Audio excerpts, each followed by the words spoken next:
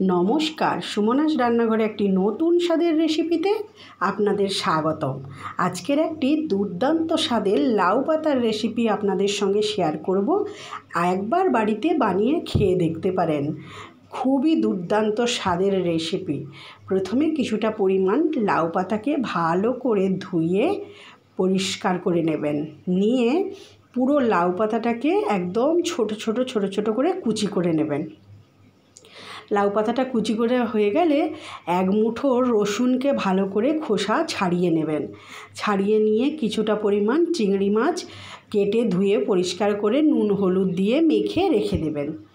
দিয়ে এবারে প্রথমে একটা গ্যাসের মধ্যে কড়াই বসিয়ে নেবেন। কড়াইটা ভালো করে গরম হয়ে গেলে ওই 2-3 চামচ কালো জিরেকে কড়াইয়ের মধ্যে দিয়ে দেবেন।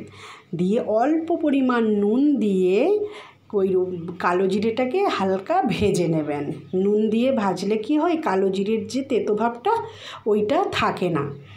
তারপর ওই কালো জিরেটা আপনারা যদি বেশি পরিমাণ দিতে চান দিতে পারেন। দিয়ে কালো জিরেটা তো স্বাস্থ্যের পক্ষে খুবই ভালো।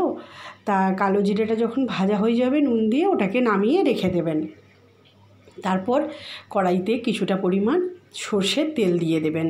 এটা সর্ষের তেল দিয়েই বানাবেন, কেন সর্ষের তেল দিয়ে বানালে টেস্টটা অনেক বেশি ভালো লাগবে, যেহেতু মাখানো জিনিস তো।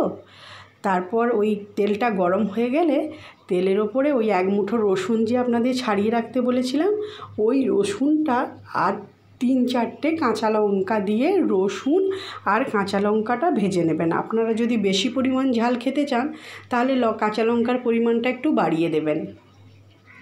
দিয়ে রসুন আর কাঁচা লঙ্কাটা ভালো করে ভাজা হয়ে গেলে তুলে নেবেন। তারপর ওই তেলে কিছুটা পরিমাণ বলেছিলাম চিংড়ি মাছ কেটে ধুয়ে নুন হলুদ দিয়ে মেখে রাখতে, ওই চিংড়ি মাছটাকে দিয়ে চিংড়ি মাছটা দুপিঠ উল্টে হালকা করে ভেজে নেবেন। ভাজাটা যেন না মচমচে হয়ে যায়। তো চিংড়ি মাছটা ভাজা হয়ে গেলে চিংড়ি মাছটাকে তুলে নেবেন। তুলে ওই কড়াইতে যেই লাউ পাতাগুলো কেটে রেখেছিলেন ওই লাউ পাতাগুলোকে দিয়ে হালকা অল্প আঁচে লাউ পাতাগুলোকে ভালো করে সেদ্ধ করে নেবেন। লাউ পাতাতে জল দেওয়ার কোনো প্রয়োজন নেই। ওই লাউ পাতা থেকে যে জলটা বেরোবে ওই জলেই লাউ পাতাটা অল্প পরিমাণ নুন দিয়ে ঢেকে দিলেই লাউ পাতাটা সুন্দরভাবে সেদ্ধ হয়ে ভাজা হয়ে যাবে। একদম ভেজে নেওয়ার দরকার নেই। মোটামুটি লাউয়ের পাতার জলটা শুকিয়ে গেলেই নামিয়ে নেবেন।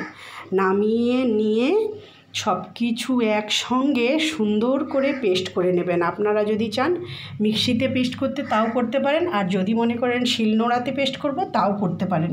একদম পেস্টটা যেন একদম মিহি পেস্ট হয়। তারপরে উপর দিয়ে কিছুটা পরিমাণ সর্ষের তেল দিয়ে দেবেন।